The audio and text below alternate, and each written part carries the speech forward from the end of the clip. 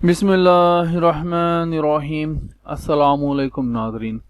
सब तारीफ़ें अल्लाह ताला के लिए जो इस जहान का खालिक मालिक और परवरदिगार है, और लाखों करोड़ों अरबों खरबों दरूद और सलाम अल्लाह ताला के आखिरी नबी और रसूल हज़रत मोहम्मद मुस्तफ़ा अहमद मुजतबा सल्लल्लाहु ताला अलैहि वसल्लम पर और आप सल्लल्लाहु ताला अलैहि वसल्लम की आहल पर।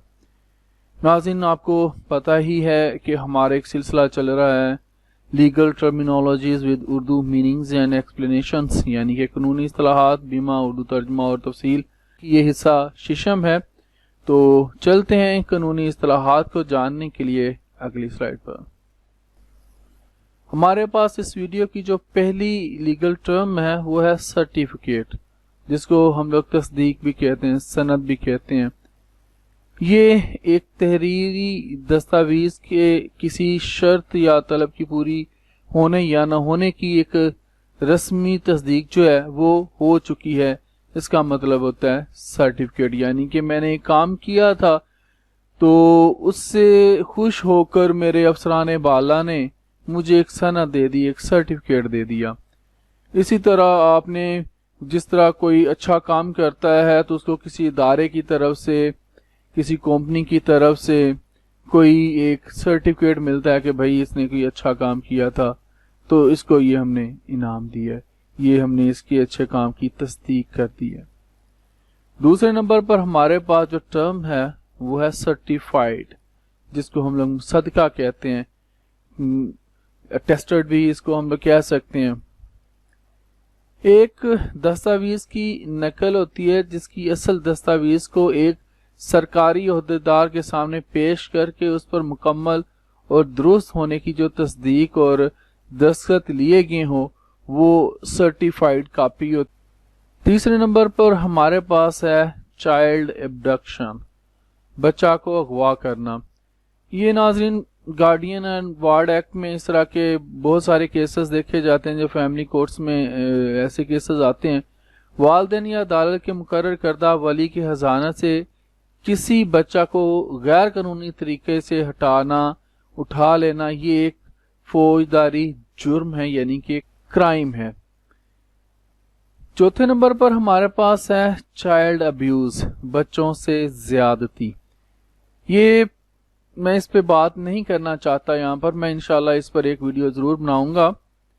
बच्चों से ज्यादती एक जुर्म है, क्राइम है, जिससे मुराद ऐसे रवैया जात की अकसाम जिनमें बच्चे से गफलत या उसे जिस्मानी, जहनी या जिनसी बदसलूकी की जाए, ये जो होता है ये चाइल्ड अब्यूज होते हैं। अब हमारे पास आ गया सिविल लॉ। इसके बारे में लोग बहुत कुछ पूछते हैं, तो आज जो सिविल लॉ है, दीवानी कानून है, इसको थोड़ा सा आपके साथ डिस्कस कर दें। आपको बता दूं मैं नाज़रीन, दीवानी कानून का इत्तिकाद जो था वो रोम से हुआ, और रोम के कानून से लिए गए कानून का जो मजमुआ निजी हकूक और दाद रस्सियों यानी कि जो रिलीफ मिलते हैं उनका तयन करता है, तो उसको हम लोग कहते हैं सिविल लॉ। इसकी मिसाल ये है कि इसमें हमारे फैमिली लाज आते हैं जिनको हम लोग आइनी कवानीन कहते हैं, मुआहदात आते हैं, कॉन्ट्रैक्ट्स जैसे हमारे हो रहे होते हैं, और अफराद में होने वाले तनाज़ात वगैरह को जो है वो देखा जाता है। तो इस कानून को, जिस कानून में ये काम हो रहे हों, उसको हम लोग कहते हैं दीवानी कानून, उर्दू में और इंग्लिश में कहते हैं सिविल लॉ। अब इसके बारे में मजीद आपको अगली साइड पे बताता हूँ।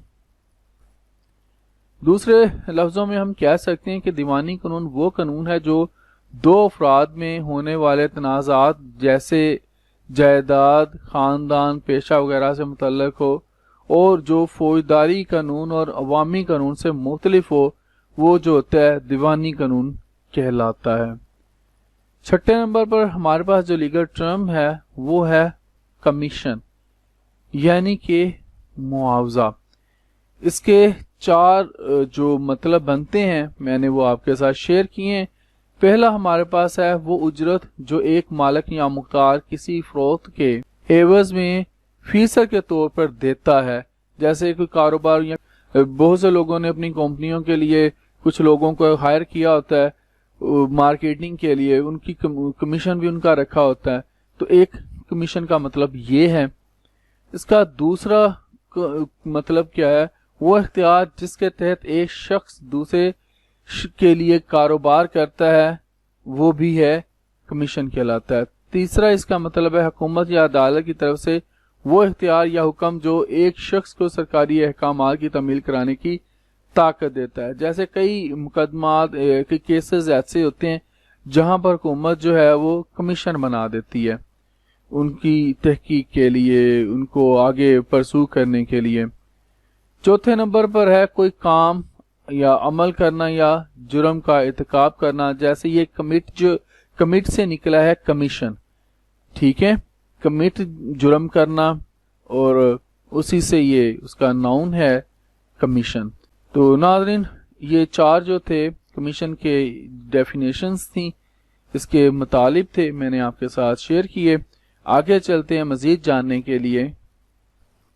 7ویں نمبر پر ہمارے پاس جو لیگل ٹرم ہے وہ ہے کامن لا، جس کو قدیم دستور یا رواجی قانون بھی کہا جاتا ہے. جو رواجی قانون ہے وہ برطانیہ کا ہے، انگلینڈ کا ہے. یہ وہ قانون ہے جو ججز عدالتی فیصلوں کے ذریعے بناتے ہیں، یا خصوصی معدل کا فیصلہ جس کو افراد کے تنازعات کا فیصلہ کرنے کے لیے کیا گیا ہو، یہ جو ہوتا ہے یہ کامن لا ہوتا ہے. قدیم دستور یا رواجی قانون کہا جاتا ہے، جس کی مثال ہمیں برطانیہ کے قانون میں ملتی ہے. 8ویں نمبر پر جو ہمارے پاس لیگل ٹرم ہے وہ ہے کمپیٹنس، یعنی کہ قابلیت. اس کو ہم لوگ کمپیٹنسی بھی کہہ سکتے ہیں.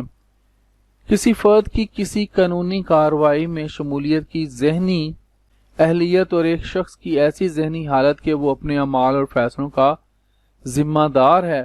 یہ کیا کہلاتا ہے؟ یہ کہلاتا ہے کمپیٹنس یا کمپیٹنسی.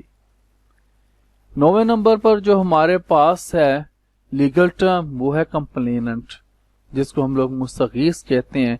یہ جو فوجداری معاملات ہوتے ہیں، کیسز ہوتے ہیں، وہاں پر اس کا زیادہ استعمال کیا ہوتا ہے، بلکہ ہوتی اسی میں فوجداری مقدمات میں جو ہے وہ یہ ٹرم استعمال کی جاتی ہے. یعنی کہ مستغیث اور کمپلیننٹ انگلش میں کہتے ہیں. اب اس کو جانتے ہیں. ایک آدمی جسے دوسرے سے کوئی قانونی مسئلہ ہے یا اس کے خلاف کوئی استغاثہ کی درخواست ہے، ایک جرم سے متاثر ہونے والا مجرم کے خلاف استغاثہ جس کو ہم لوگ درخواست کہتے ہیں وہ دے سکتا ہے. تو جو دے رہا ہوتا ہے مجرم کے خلاف درخواست وغیرہ وہ ہوتا ہے کمپلیننٹ، اور جو درخواست ہوتی ہے وہ ہوتی ہے کمپلینٹ. 10ویں اور آخری نمبر پر ہمارے پاس جو لیگل ٹرم ہے وہ ہے کانفرنس، جس کو ہم لوگ ملاقات کہیں گے. مقدمے کے فریقین یا ان کے وکلا کی معاملے کو حل کرنے کے لیے ملاقات جو ہوتی ہے وہ ہم لوگ کانفرنس کہتے ہیں لیگل ٹرم میں. تو ناظرین آج کے لیے اتنا ہی. زندہ رہا تو آپ کے ساتھ پھر انشاءاللہ اگلی ویڈیوز میں ملاقات ہوگی. اجازت دیجیے. اللہ حافظ.